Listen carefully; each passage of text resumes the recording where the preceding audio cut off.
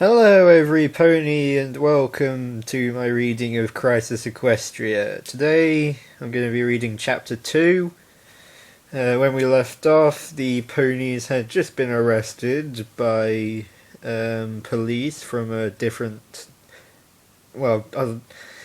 basically they went to a different dimension and now they're being arrested by police for not wearing any clothes. My throat is hurting today, but hopefully that won't affect the reading too much. Anyway, that's enough about crap. Crisis Equestria, Chapter 2, Imbalance. Police Chief Smokestack grumbled as another pile of papers was shuffled in front of him. He used his magic to remove his cap and run a handkerchief along his brow. briskly pull a comb through his sleek, dull green hair. It's always paid to keep up a night... Flipping heck, I'm already ballsing this up.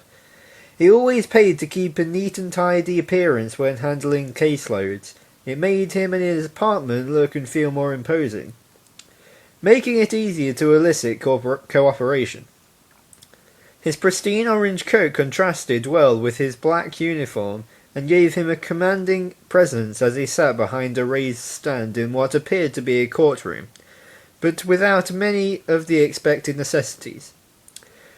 There were no chamber seats for the public or interested parties. There wasn't a jury box, and instead of two tables meant for the attorneys and parties of the defence and prosecution, there was just one long table meant to hold all the accused in a case. In New Pandemonium City, the police upheld the law, carried out the law, and served as both judge and jury, and even provided attorneys that worked for the police department. It made things so much quicker and easier.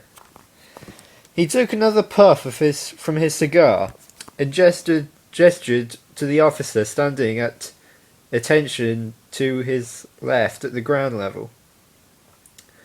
The officer nodded and adjusted his own cap and straightened his uniform, then signalled to the other officers standing near the door. This one opened it and signalled to the other pony outside, and he held the door open as three other police ponies led in a group of 6 mares they'd arrested only an hour before. All 6 were now wearing the gaudy bright orange jumpsuits that were typical for all ponies the police arrested while they were awaited their speedy trials. Chief Smokestack noticed that the white unicorn in the group did not look at all pleased with the outfit. The entire group obviously looked pretty discontent to be here. The other officers all left the room so that the only 8 ponies left were the 6 jumpsuit-clad mares, Chief Smokestack, and his apparent second-in-command that remained at firm attention just below his stand. This one was a thick, apple-red stallion with short, golden blonde hair and stern, emerald-green eyes. And in his uniform he looked very imposing, much more than most of the scrawnier ponies that made up the police force. His cutie mark, a pair of hoof cuffs, only added to that image. Applejack eyed him curiously. He looked somewhat familiar. Oh, God. Right. Oh, I have to do another voice. That's great. So, what would Smokestack sound like? Right then. Coughed Smokestack as he stroked his bristly moustache with a hoof. Case file dated the 28th of winter, quarter, year 3059. Case file labelled The People of New Pandemonium City versus, let's see here, Twilight Sparkle, Applejack, Rarity, Rainbow Dash, Fluttershy, and Pinkie Pie. The Honourable Judge, New Pandemonium City Police Chief Smokestack, that would be me, ladies, now presiding. How do you plead? We don't even know what the charges are, Twilight stammered. We were just walking about minding our own business and no pony explained anything, Your Honour. Chief Smokestack raised an eyebrow. He wasn't used to accused parties asking questions. He was supposed to be asking the questions. He was used to them always pleading not guilty, though. Very well. It's a slow day. I could use the break in the monotony. Yeah. Let's go through these one at a time, shall we? And maybe you can explain to me what accuses you have, Oh, I can't wait to hear these, he snickered. Young ponies these days always have such fascinating reasons for breaking the law. Rainbow Dash sauntered over to Twilight and whispered, Let me do the talking here, Twilight. You gotta keep your answers short and simple with the caps. It makes things a lot easier. Sounds like Rainbow's talking from experience. What? I didn't know you'd ever been, Twilight started. First charge, interrupted Smokestack. Public indecency. Wandering around the city limits without proper attire is stipulated within the new Pandemonium bylaws. The orange one. Applejack, I believe? Your charge on that count is reduced by half because you're at least wearing a hat. Smokestack ignored an exasperated moan from the white unicorn. Second charge, disturbing the peace. As a byproduct of your public indecency, we got enough phone calls in the 15 minutes leading to your arrest. I swore we were running some kind of telemarketing service in here. Third charge, failure to provide identification. You were not carrying any form of identification on yourselves at the time of arrest. How do you plead? Well, when you put it that way, Rainbow sheepishly looked around to her friends. Guilty? We didn't know we needed any of these things. Clothes and identification and such. Yeah. Smokestack smirked. At least we have an understanding. My men don't just arrest random folk off the street, you see. I'm glad we can at least get this started off without that accusation again. Now, if you'd be so kind to explain why, you said you didn't know you needed them. We're not from around here, Rainbow Dash said curtly. Oh, Chief Smokestack said with some genuine surprise. This was a first. This is Twilight. We're from Equestria, Ponyville to be exact, Twilight Sparkle clarified. Rainbow nudged her in the ribs. Ow! Hey, Rainbow, what was that? Ponyville? Smokestack chuckled. What an utterly ridiculous name for a town. Let me guess. Ponies live there? That's a good one. Flathoof, you ever heard of any place named Ponyville before? The officer standing below him, Flathoof, shook his head. Nope. That's a first, Chief. Maybe it's some suburb of Utopia. I don't know much about their district names. Seems to me they want to register as citizens here.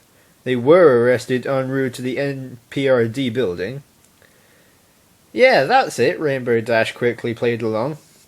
Utopia, that's where we're from. Ponyville, Utopia. Yeah, want to join your citizenry and all that. You're awfully trusting of their story, Flathoof, Smokestack frowned. I see no reason to doubt them, sir. They didn't cause any property damage or harm any pony, and I'll be honest, this is the first time I've ever heard we're not from around here, as an excuse for lack of ID. It's at my friend's apartment, or it's in my other jacket, or some other tired and old excuse. Not a shred of creativity.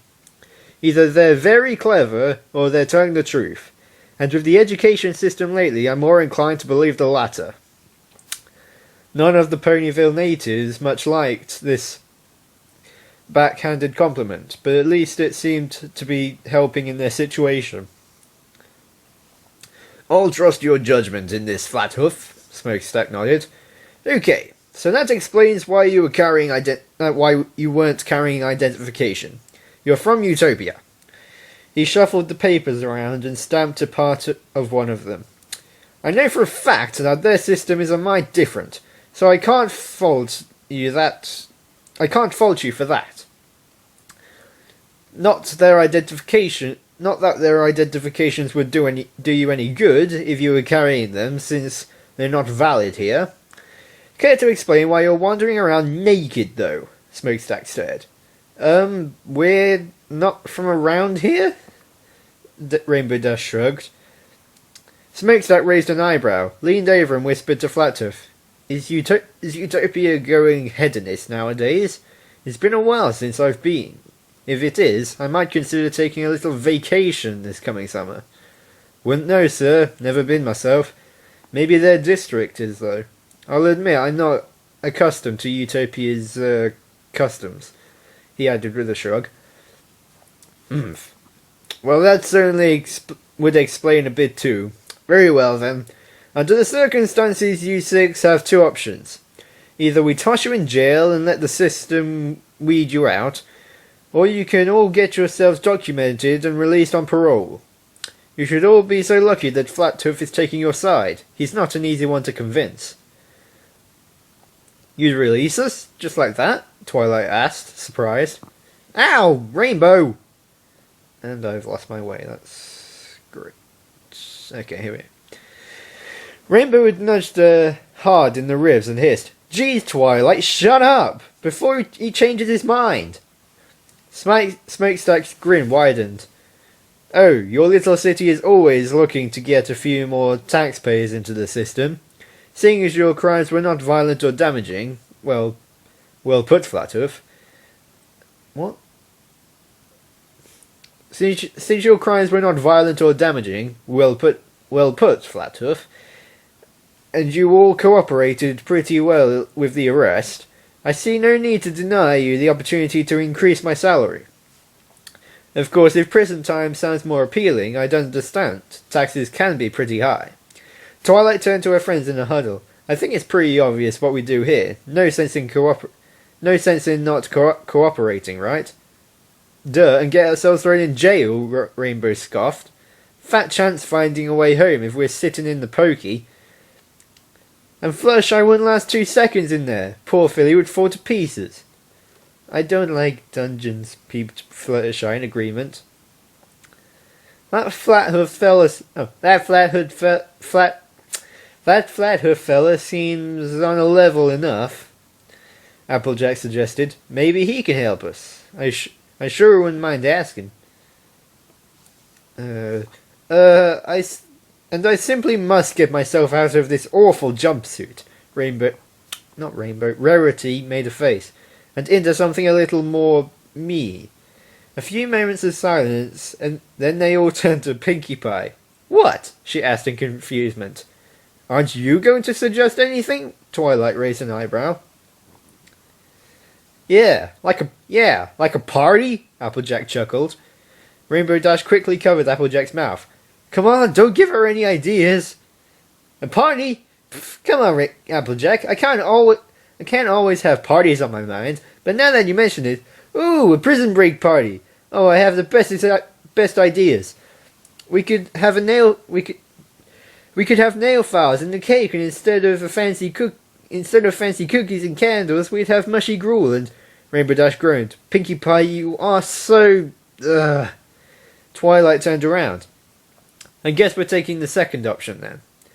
Good, nodded Smokestack. Flattooth, please see to it they all get properly documented, and as quickly as possible. I'd like to see that salary increase on my next paycheck. Right away, sir, nodded Flattooth. Come along, ladies, time to join the herd, as they say. Flattooth gestured for them to follow him through the double doors, and he gave a hefty sigh as Twilight came up beside him and followed his stride, clearly looking to strike up a conversation. A great many other officers in the white, imbecile halls of the police headquarters were beginning to stare at Flattooth, who looked quite odd leading 6 mares dressed up in prison uniforms behind him. He felt a little embarrassed about the whole thing, and was glad to finally get some reprieve when the group arrived at the elevator leading back to the ground floor. Pressing one Pressing one of the silver buttons turned it to gold, and they now just had to wait for the elevator to come to them. 5 seconds, 10 seconds, 15. Flathoof was getting impatient. Thank you for helping us in there. I'll admit, our story might seem a little, Twilight said, with all due courtesy, breaking the dull silence. Spare me the pleasantries, Flathoof snorted. I didn't do it for you. Our prison's filled up enough as it is, with all sorts of real criminals. I don't feel like seeing precious space wasted on a troop of nudists. Not the most dangerous of crimes, you know. Now, I don't know where Ponyville is, but it sure as hay isn't in Utopia. Most likely scenario, you're all refugees from the wastelands or something, just looking for food and shelter. And that isn't a crime in and of itself. So think of this as killing 2 birds with 1 stone, which made Fluttershy grimace at the poor choice of metaphor.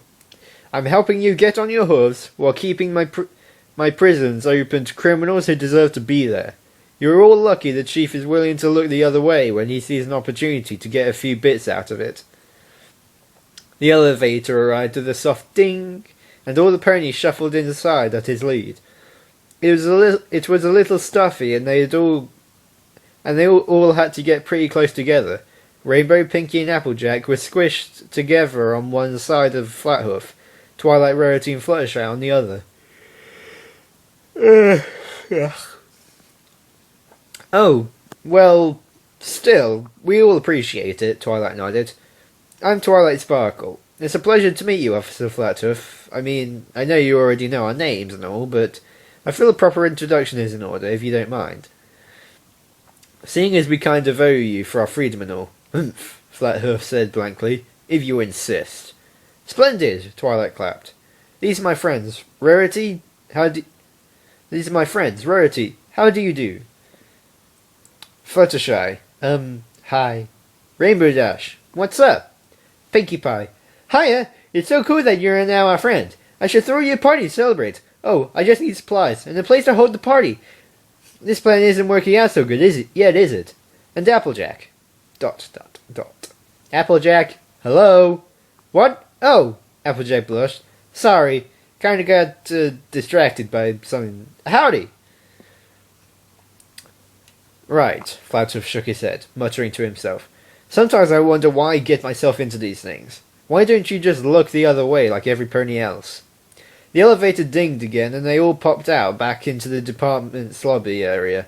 It was a madhouse on the ground level compared to the relative calm of the upper floors. Ponies of all kinds were everywhere in the building, interacting with the police officers that were on duty down there. Some were answering questions being asked by ponies looking for assistance with reporting crimes. Some were being escorted away by officers after clearly having been arrested. Some were simply sitting on benches awaiting their turn to head into the offices that lined the side hallway, many of which were labelled Internal Affairs, and had some subdivision name. They seemed to be headed away from the front doors, so Twilight's curiosity was piqued. So, are we headed for that NRPD building you mentioned? Twilight asked.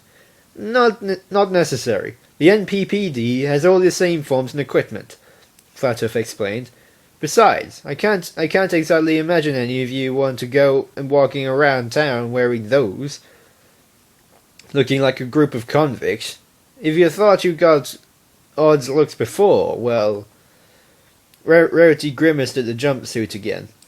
Please tell me we're going to be getting something to replace these soon, and a place to get some proper grooming done. I don't know about you guys, but I could really use a bath.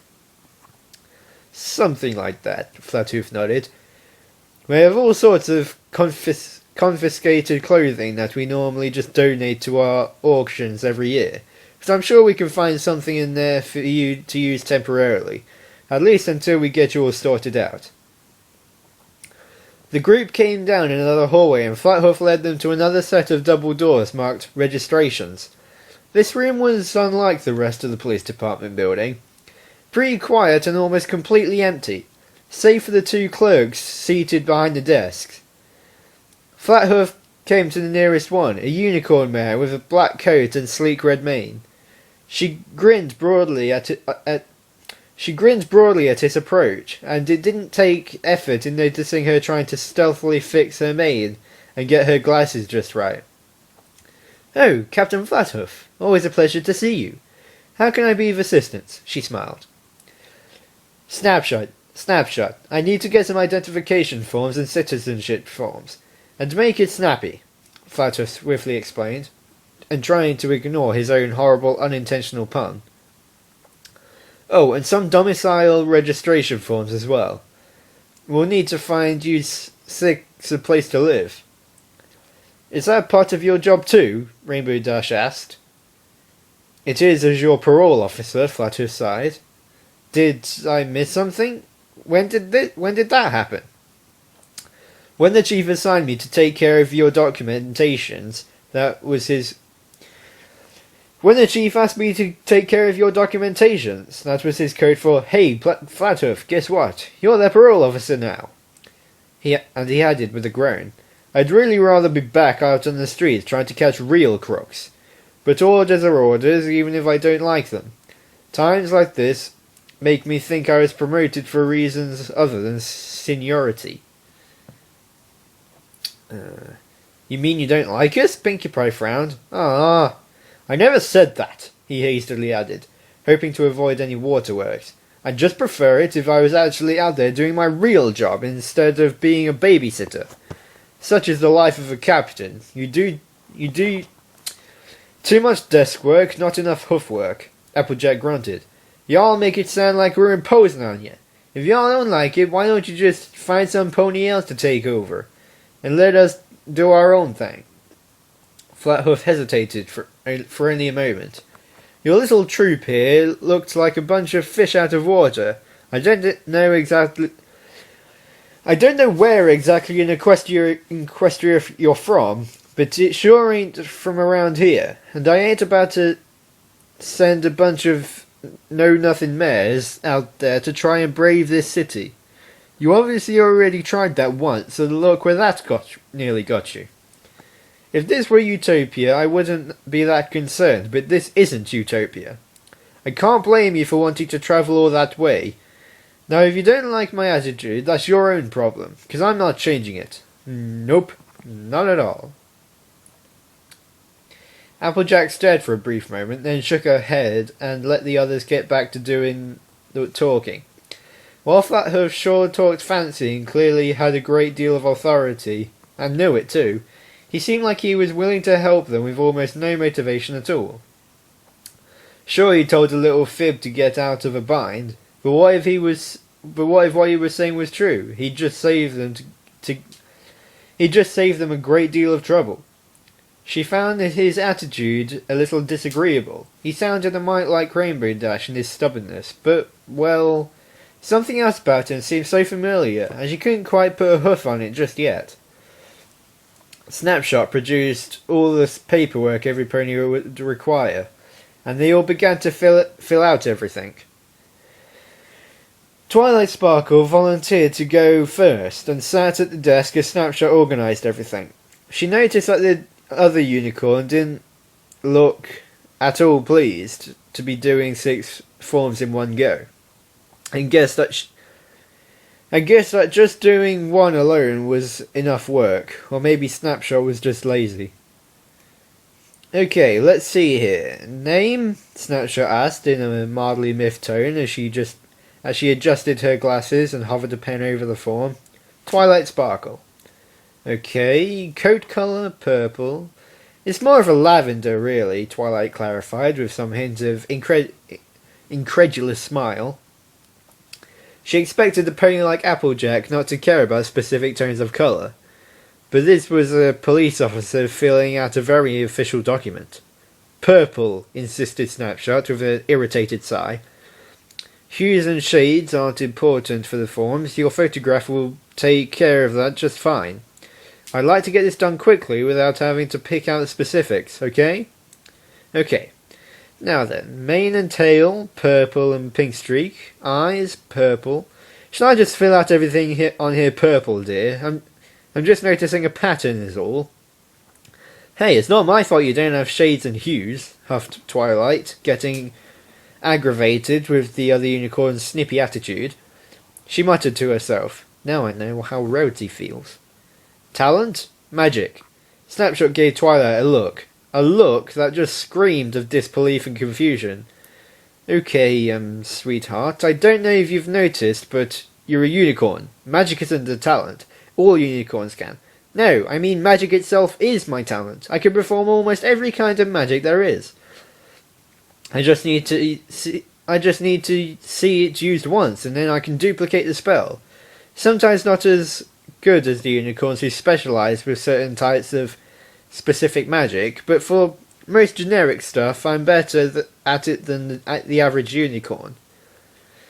Twilight caught herself at the end, not to brag or anything. Well, okay, if you say so, oh magic one. Snapshot rolled her eyes as she jotted it down. These new citizens were getting on her nerves already, but she was glad she'd at least be getting paid for this. Form residence? Be specific this time, this part matters. Ponyville, Twilight said, though she sort of regretted it, saying Ponyville had already gotten her a lot of flack thus far. She'd have to get used to saying Utopia or something else. Utopia. Ponyville Utopia. There isn't any... We've been over this already, Flathoof interrupted. Oh, that was Flathoof. We've been over this already, Flathoof interrupted. Just put it in there. Save yourself the headache. It's a sub-district, a new one. Right, Snapshot sighed. You're lucky it's you, Flathoof. Otherwise I'd just tear this up and let you deal with it. This is more trouble than it's worth. I was enjoying a rather nice nap, I'll have you know. Former occupation? Twilight thought for a moment, then settled on the answer... I've lost my way. Hang on. Twilight thought for a moment, then settled on the answer that would likely get to the least possible amount of difficulty in continuing. Librarian. Finally, something simple. Okay, let's see. Flathoof is the author... Nope, I don't put my name there, Flathoof stammered quickly as he fumbled his hat. The chief would kill me if he found out I took his commissions. Put his name on there. Commissions? Twilight asked. Snapshot was busy scribbling over other notes on the form that she didn't seem to need. Snapshot was busy scribbling other notes on the form that she didn't seem to need Twilight's input for anyway, giving the Lavender Unicorn a chance to ask Flathoof a question or two. Flathoof sighed. The pony whose name is in authorization field is the one who gets the salary increase, since they're the one that responsible for increasing the city's tax flow. That's why he assigned me to take care of this rather than do it himself. I'm the only pony around here trustworthy enough to try and take a cut. It stinks since I could really use that pay increase, but... And he shrugged. It's tough being the only honest cop around here. Aren't you worried about getting in trouble? That's Applejack. Aren't you worried about getting in trouble and talking like that in front of your fellow officers? Applejack asked as her eyes flickered towards Snapshot and back. Can't imagine any pony would take kindly to being called crooked. Oh, don't worry about Snapshot. She's a good egg. Now, every pony around here, they already know old Flathoof is the most honest and... Already know old Flathoof is the most honest, most dependable officer in the whole dang city. And that he always speaks his mind, Flathoof smiled. But they also know if they don't like it, they can always try and get me to stop. See how that works out for them. I didn't get promoted to captain just for my good looks. And he pounded his chest with one of his large forelegs. Applejack found a smile flicker across her lips, impressed at such a robust answer. Who's talking here? Okay, and check, double check, stamp here, I need you to sign this here, wonderful, now we just need your photograph and you're all done. Snapshot hurriedly finished. Over here, please. Twilight Sparkle nodded and then realised she was still in the jumpsuit. Do I really want to be wearing this when I take my picture? Every pony I show my identification to will think I was a convict or something. Sucks to be you, Snapshot huffed as she adjusted the camera without looking at Twilight. If you're going to make this difficult, I'll just draw in your frame. And I warn you, I'm not a very good artist. Fine, Twilight sighed and muttered to herself. Is Fluthoof the only courteous pony around here? Yeesh. Twilight sat in front of the large poster frame that would serve as the backdrop, and waited as Snapshot took the picture. Within a few moments, she provided Twilight with a tiny card that had her picture and her physical information on it. She sighed when she saw the picture. She was half blinking in the middle of the shot, making her look positively out of it. She didn't take much effort in guessing Snapshot had done it on purpose. Wonderful. Now her ID picture made her look like some sort of drunk they just pulled out of the street. The others got through their forms as well, and now every pony had their ID cards and were ready to be properly indoctrinated to life in here in Pandemonium City, at least as long as it took them to find a way to get back home. They all felt a little anxious about that fact thus far, and they hadn't seen anything that could be of any help. And other than Fluthoof, they didn't have a single pony they felt they could ask, and he didn't seem the type to believe their admittedly fanciful full story. They could all still hardly believe it themselves. Who's talking? Well, girls, we may as well make the most of this, at least for now, right? Twilight sighed. Still, I wonder where that portal even came from. What was it doing there? And why there wasn't a portal to go back through on this end? It looked like some pony managed to seal the one in this world, but who could have that kind of power? If I couldn't do it. If y'all ask me, we'd best be glad no pony got hurt, Applejack nodded. But you're right, Twi. We may as well try and get used to being here, at least for now. I just hope everything's okay back home. Twilight sighed. Yeah, I'm worried about Spike. He knew we were leaving and all, but I don't think he could have anticipated all of this. I know, I sure didn't. Come on, girls, this is no time to get discouraged, grinned Rarity reassuringly. Ugh. Sorry. As they followed Fluthoof to the salvation bin. We might be in a bind, but at least we're all still together. I know I'm worried about Sweetie Belle, but there's not much we can do about it here, is there? Worrying about it won't get us any closer to solving the problem. We just have to have faith that things at home will work out, right? Right, Pinkie Pie chipped in. When we find a new place to live, I'm going to throw us a huge housewarming party. I'm going to need streamers and balloons and cake and ice cream and soda pop and candy and cookies and cupcakes, maybe some music and banners and Rainbow Dash sighed. There she goes again. Even if we're stuck in a jam like this, the first thing on her mind is her next party. Typical Pinkie Pie. Don't complain now, Dashy. You love my parties, Pinkie giggled. More than any pony, I bet. More than any pony, I bet. And anyway, the last big party I threw was 2 weeks ago, and that's like a new record for me. I gotta have another pony party soon, or I might just explode. Maybe twice. I see what you did there. And with this, a whole new world to explore, I want to get started on the right hoof. Oh, I bet Mr. Flathoof would love my parties too. Hey, Mr. Flathoof. Officer Flathoof, if you're going to insist on adding a title. Flathoof huffed. Okay, Officer Flathoof, Pinkie Pie breathed deep. Oh god, I'm not going to frickin' sing. Oh, you are our newest bestest friend, and that is just so great. You're invited to a party and where the fun will be first rate. You'll get to spend some time with us and share our company, and maybe when we're done you'll follow. And maybe when you're done you'll find we are the best ponies. Flathoof stared blankly for a good several moments, and then turned to Applejack. "Does she do that often?" Applejack smirked. "Oh, you'll get used to it, trust me." He sighed. "What have I gotten myself into?" Time wipe. A disgruntled mint green unicorn grumbled and muttered and complained as she rounded her way up the flight of stairs leading to her apartment. She hated being on the top floor. She hated the climb. There wasn't an elevator. She hated being so close to the smoggy, dirty air. Her window frame was broken and let in enough outside air to make it noticeable.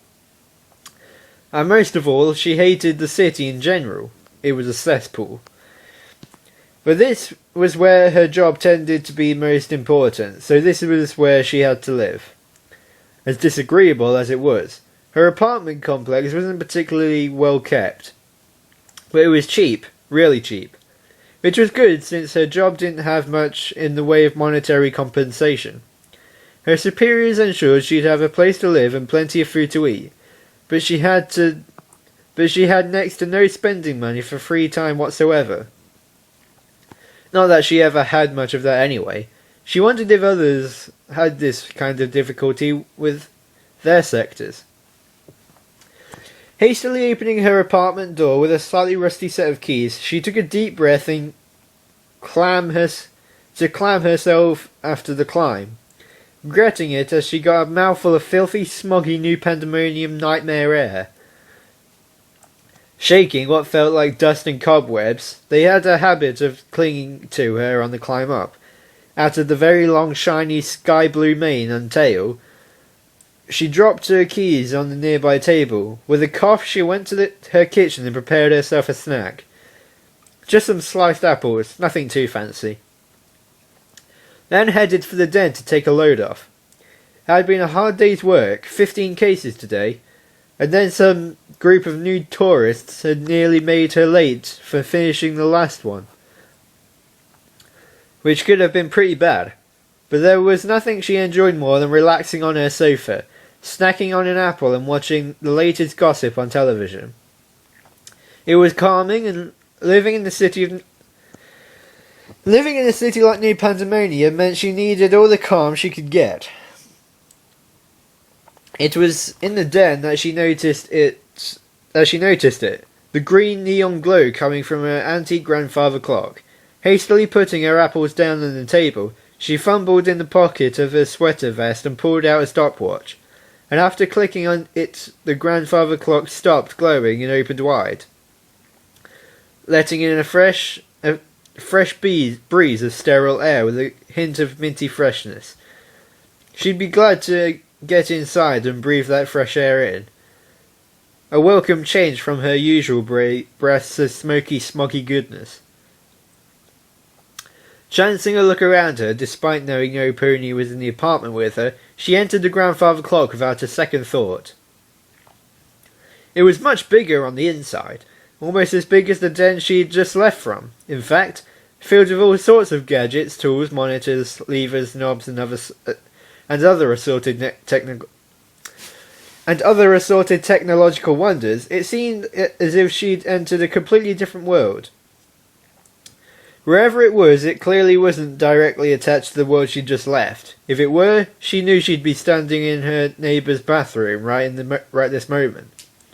Probably in the bathtub, or worse, the toilet. One of the monitors in particular drew her attention. This one glowing a bright red as opposed to the soothing greens and blues everything else was. She trotted over to it, clicked a few buttons and adjusted the screen's focus so that she could make out the image of whoever was on the other end. On the screen was a familiar face appeared, a light brown stallion with spiky dark brown hair, with a golden hourglass cutie mark. She hadn't seen him in a while, and for a fleeting moment she chanced the thought of happier times, but this was neither here nor there for those thoughts. "Oh, thank goodness," sighed the brown stallion. "I thought you'd never answer, bleeding portal storms. How are you holding up over there, eh?" "Hoofs?" the unicorn mare blinked. "Well, this is unexpected. You're on my emergency channel. Is something wrong?" Well, that's just it, Doctor Who sighed. I mean, there shouldn't be anything wrong, but here I am contacting you because I fear the last case had a bit of an error somewhere and I can't figure out what exactly went awry. I had a pretty standard tear here, and according to all my readings, it started out pretty small. Nothing special, nothing out of the ordinary, totally normal, dull and typical. Unfortunately, it appeared a little too close to civilization, and it would seem I usually don't have that kind of trouble, since societies are spread out so wide in this dimension. So I think that's where the trouble started. The locals don't usually see the tears before I get to them. But I got distracted by that bleeding male pony, and never mind. Anyway, some pony did something to it. I don't know if they tried to absorb the magical energies like some mad pony wizard or something, or if they were just throwing spells at it like a school filly playing with a new toy. Or if the fools actually tried to seal it without the proper equipment. The blithering idiot. Whatever the case, 6 ponies got warped from my world to yours. Doesn't sound too problematic, the unicorn raised an eyebrow.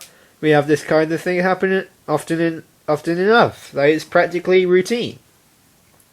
Find a portal, just a little click, and she mind clicking her stopwatch. Wind it up, send them home. Done. What's the big problem? You're acting like this is bloody serious. Look at you, you're sweating and everything. That's just it. I can't explain it, Hoof stammered. These past few hours, I've been getting some bizarre readings from all over my end. I can't tell, but a lot of them are similar enough to chaos magic signatures that for now I'm getting... Hang on. I can't tell, but a lot of them are similar enough to chaos magic signatures that for now I'm going to make the assumption that they are. Now, I don't know what exactly the connection is, but something tells me this is a result of at least one of the ponies that got transferred to your realm. I need you to find them and let me know who they are, so that I can try and figure out if any of them are of importance enough that it would cause this. Luckily, all the readings are pretty small right now, but I'm hoping that's just an errant glitch from sealing a portal with that much energy. But, well, I have to prepare for the worst, you understand. Righto then. Sounds simple enough. I probably wouldn't be able to send them home for a while, though. The portal storm just finished passing through. I already finished sealing everything up. I'm not expecting any more tears for another month, perhaps? That won't be a problem, will it? You're making this sound awfully urgent. Hopefully not. We'll worry about that later. After we find out who they are. While we may not be able to open portals ourselves, I might know of some methods to accomplish that sort of task, Doctor Who said sternly. Hopefully this is just a minor glitch that we can fix it and be back to our merry little usual business, eh? I'll send you my dimensional data so that you can track them. Thanks again. Tick-tock, always a pleasure. Not at all, Who's. Always good to have you too. Tick-tock? Oh. Wait, Tick-tock smiled. Oh, is that... Oh, that must be like her real name, Tick-tock. Smile.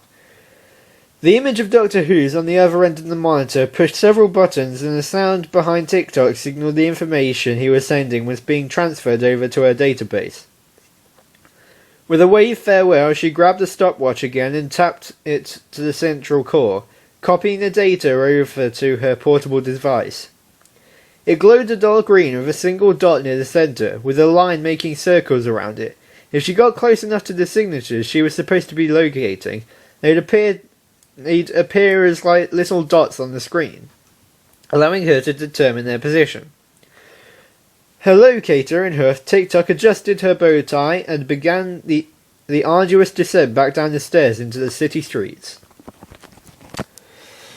So Snapshot is TikTok. That's interesting. Or at least I'm pretty sure it was Snapshot. Oh, flippin' heck, hang on. I've lost my way. Okay. Ugh.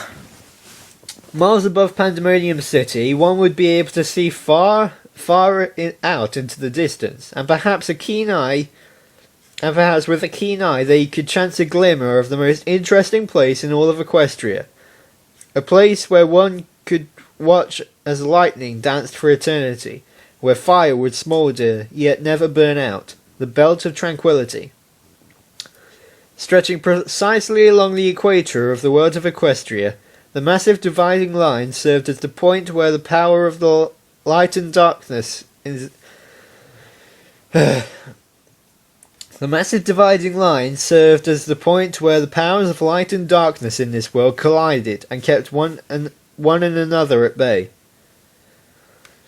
The belt sat smack dab in the centre of the Great Sea, a massive ocean that separated Equestria into two even halves. The fields of magic that represented those powers clashed here, flowing forth from their lands as auras of pure energy. The intense amount of magical power caused the seas and skies along the entire equator to churn and bubble and thrash about. The magical energies themselves created a powerful wall of magic far beyond the mortal comprehension. It was a rather fitting name from a certain point of view. The northern half of Equestria was covered in latent dark magics, generated from the massive beacon that sat atop the highest skyscraper in the grand city of New Pandemonium. The energy field darkened the sky unnaturally, turning it murky colours that churned and raged in the heavens like so much anger and hatred that simply looking at the sky for too long could drive one into a fury. The air was coloured a murky orange, mostly, but tinges of black and brown and red and purple melted in throughout. It was hard to see the effect from inside the city proper. The glow of the city lights and the thick smoggy air coated the city in a shroud that could easily block out the light of the sun and moon, were they even to make an appearance in the burning skies above. That seemed to block those energies out entirely. This powerful magic served to taint the very lands beneath it, and it was the same magic that made the entire northern continent into a barren wasteland, with only New Pandemonium City standing as a beacon of ironic hope. There was no life there, at least none that any sane pony would ever care to meet. The southern half, on the other hand, was a bright and colourful place covered in the most potent light magics that could be found anywhere in Equestria. The air was always crisp and clear. The sun and the moon passed through the sky with no interference, and the land beneath it followed suit in the southern lands. Plants could grow and life could flourish, and ponies of all walks of life could make their homes here without a care of their well-being and safety. Utopia, the largest city in this shining land of fortune and happiness, also had a beacon, and it was this device that, like its counterpart in New Pandemonium, kept the forces of the other side at bay, always keeping the two forces of light and darkness, good and evil, in perfect balance. Until today something was amiss at the Belt of Tranquility. A consciousness floated tenuously in the rift between dreaming and reality, poised near the points where the magical energies were at their fiercest.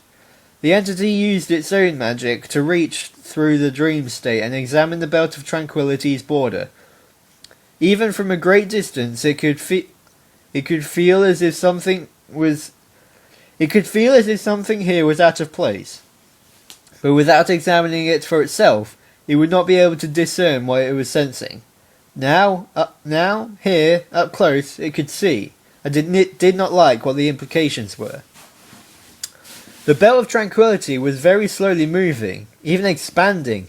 The balance between the two forces was beginning to shift. The light was somehow the one doing the pushing. This would not do. This would not do at all. the entity willed itself to fully enter the state of dreaming. And here it could contact the one pony that would see it.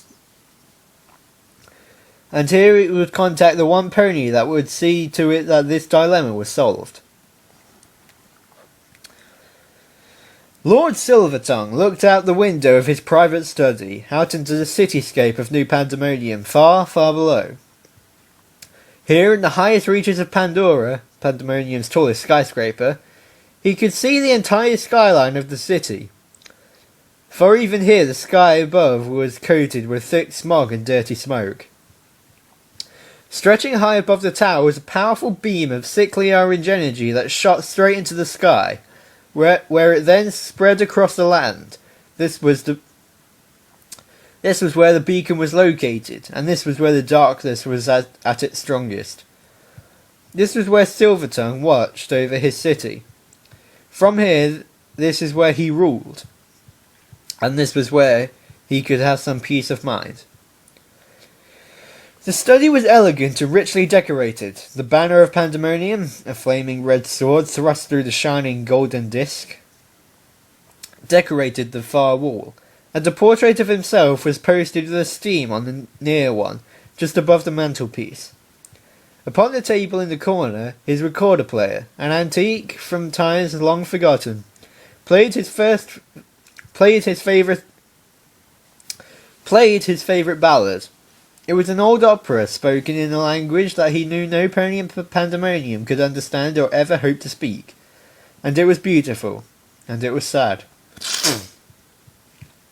He played it because it brought him calm, it brought him peace of mind. Being the ruler of the very epicenter of chaos itself made any private time he had all the more important. The city itself was the capital of the might of darkness. Here was where the powers of the dark were at their strongest. And while not every single citizen in the city was an avid follower of his ideals, in fact terribly few of them were, he knew he had enough corruption and easily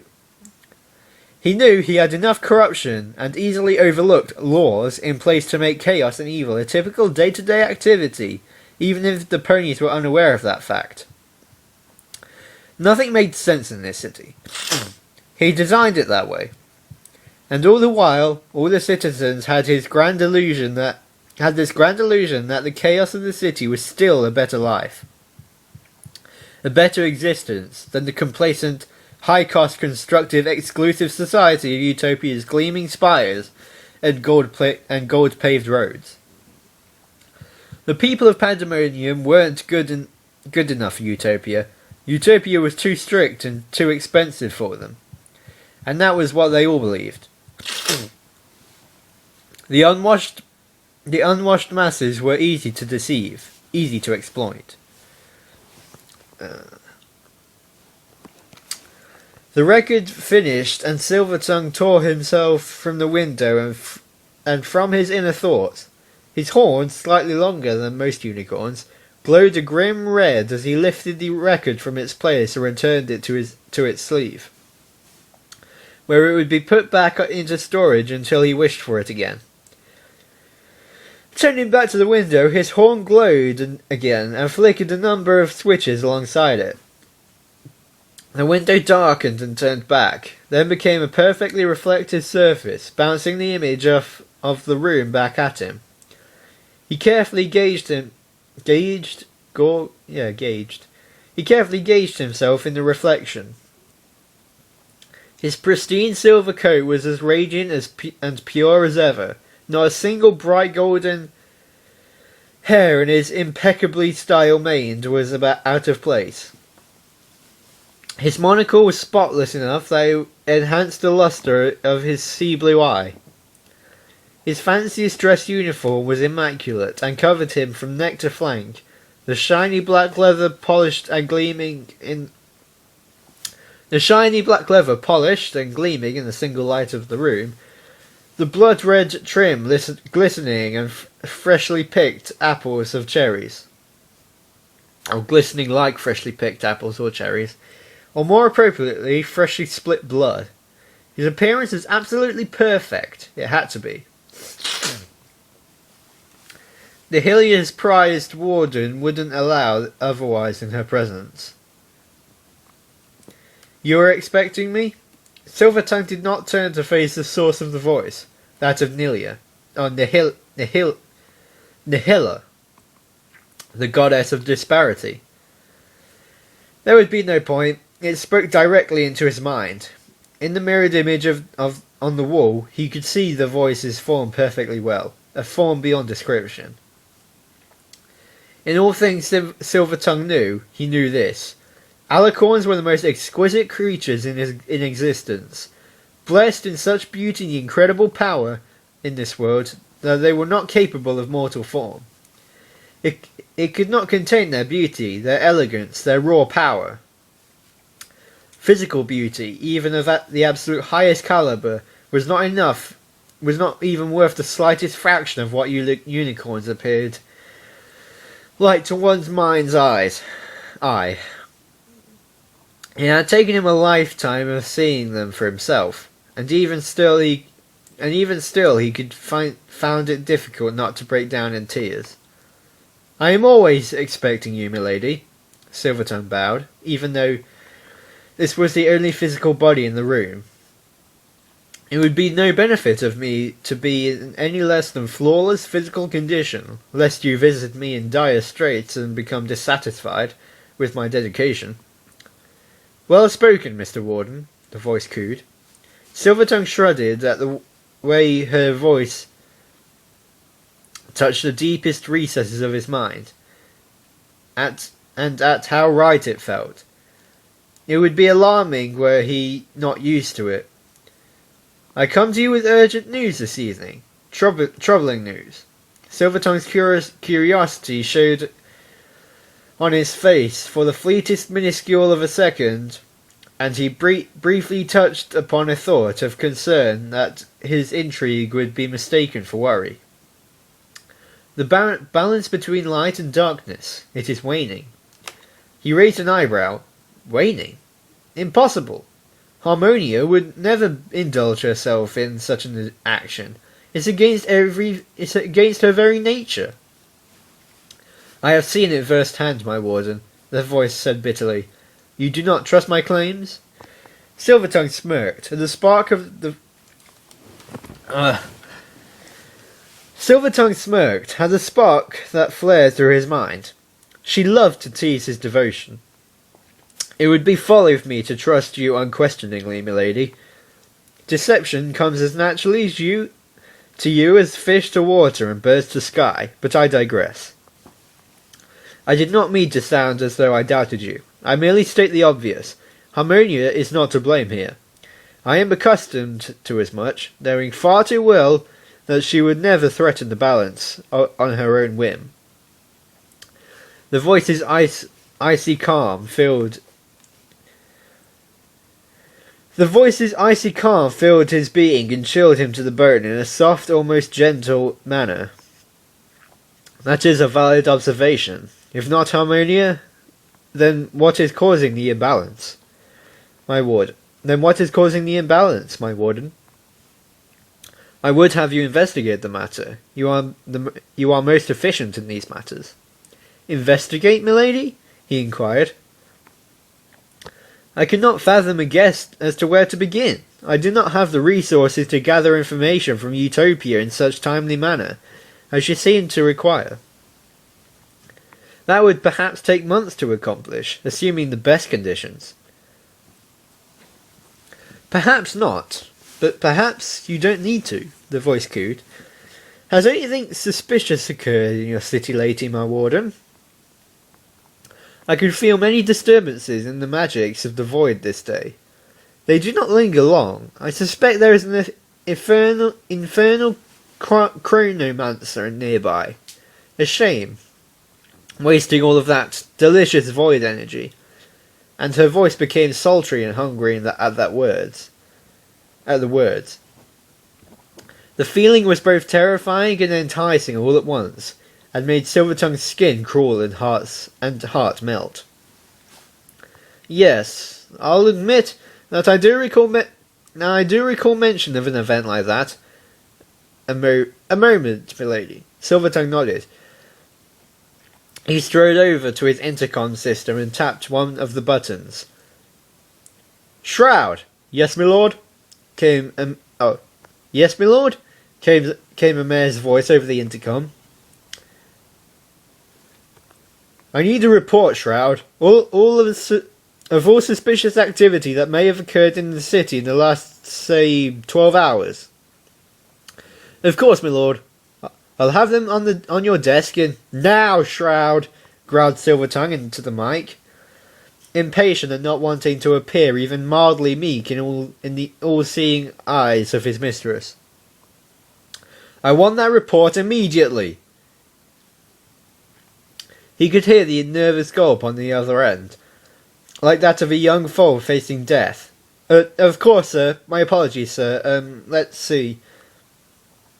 A shuffle of papers and clicks of buttons on the other end. There were numerous sightings of a strange energy sphere around the city, but they all disappeared soon after being spotted. Police suspect... Yes, a chronomancer. I'm already well aware of that, Shroud. Anything else? Perhaps something I wouldn't find on the news? He hissed with a great deal of venom in his tone. Let's see. Here's one from the NPPD and the NRPD Census Bureau. Apparently, they registered 6 new taxpayers from Utopia today. And Police Chief Smokestack put in for his pay rise application rather suddenly. The committee thinks... I'm not concerned with what the committee thinks, he spat into the intercom. He hated the committee. Their jobs are so meaningless and contradictory that everything the city's mere existence stood for. But he needed them for ensuring that all of his day-to-day rulings was taken care of. He was much too busy attending to the beacon's energies to deal with his dreadfully hassling day job. And when they made mistakes, he saw a little too much order return to his capital. Wait, what? And when they made mistakes, and he saw a little too much order return to his capital, well, that rarely even ever happened anymore. He made sure of that. Silvertongue hummed, lightly to himself, then said firmly into the mic, Deliver the report immediately. That'll be all, Shroud. Yes, sir. Of course, sir. If you need anything else, please... The intercom shut off, and Silvertongue frowned with impatience. He waited for only but a moment, and then the folder containing what he was looking for teleported in front of him, falling neatly onto the desk. He flipped through the pages of the report quickly, his face contorted in cemented concentration, as he probed the pieces of this peculiar puzzle. Something amiss, my warden, the voice cooed again. I am not accustomed to getting many of the new citizens from Utopia, Silvertongue said simply, almost dismissively in his complete lack of empathy towards Utopia and its people. So very few ever depart from there by choice, and the lengths one would go to avoid forced migration. I can think of one exception, the voice teased menacingly. Only one exception, milady? Silvertongue replied shortly. It is most suspicious that 6 new visitors from Utopia would arrive today. And all at the same time, and even in the same place. The committee, the small-minded fools that they are, believe the story is a fabrication, and that these 6 are actually refugees from the wastelands. A minor detail in this report about them being apprehended on charges of public indecency. I'd almost forgotten we'd had that law. And the lack of identification. They're more concerned with the chief of police taking rather large cut out of the allotment of funds that these new citizens will generate. Silvertongue thought for a moment before responding in a mixed tone of inquisitive confidence. These fluctuations, milady. You posit the belief that a chronomancer is involved in sealing them. That I did, my warden. Do you see some connection here? Then perhaps these new citizens aren't from Utopia. Aren't even from our own world, he added with a smug grin. Quite a coincidence, is it not? For there to be multiple void distortions on this precise day, and for 6 new ponies to appear with no knowledge of our customs, claiming to be from the sea. Oh, from across the sea. The voice stayed silent for a moment. My warden, uncover more about these creatures you have found. I await a swift response. As always, milady, he bowed. He felt the voice's essence leave his mind, and at least felt at ease once more. While Nihila's essence was in his mind, he found it awfully difficult to avoid having its entire series of thoughts laid bare for her to peruse like a book. Even after all these years, he found it discomforting. Pushing the button in his intercom again. Shroud! Yes, my lord? Summon Shadow Step for me, if you would. Of course, my lord. Of course, sir. I'll notify him right away. He flickered his horn and darkened the room, then patiently waited for a moment, sensing a presence with him. A physical one at that. He flicked his horn again to once more illuminate his chambers. Sitting in a chair that had been empty before was a lithe Pegasus stallion wearing a near completely black uniform, with a deep purple gradient as it approached his head, and a dark blue trim around his eyes that covered him from face to tail, hiding most of any sort of identity that could possibly be discerned. All that could be seen was his bright, heartless green eyes, that's the slightest bits of pale blue coat, and his short and tidy midnight blue mane and tail that stuck out through the slips in the fabric. Silvertongue did not bother himself with the effort of turning to face the new guest. He could sense his presence just fine, and see him clearly in the reflection of the window screen. Punctual as always, Shadow Step. Of course, my lord. The Pegasus nodded. You have a job for me, yeah? What is it? Oh, is it poisoning the drink of some stallion in the committee again? I do love assassinations. Please tell me it's an assassination. I could barely contain the glee in... He could barely contain the glee in his voice as he thought of murdering some poor pony in the committee that had stepped out of line and questioned one of the Silvertongue's discreet suggestions.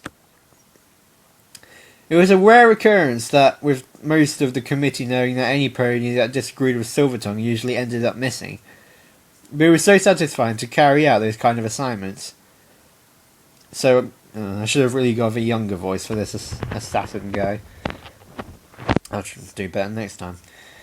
Not this time, my dear boy. No. This is one occasion where I can't imagine any violence will be necessary, Silvertongue smirked, taking some mild pleasure in the dejected look on his mercenary's face.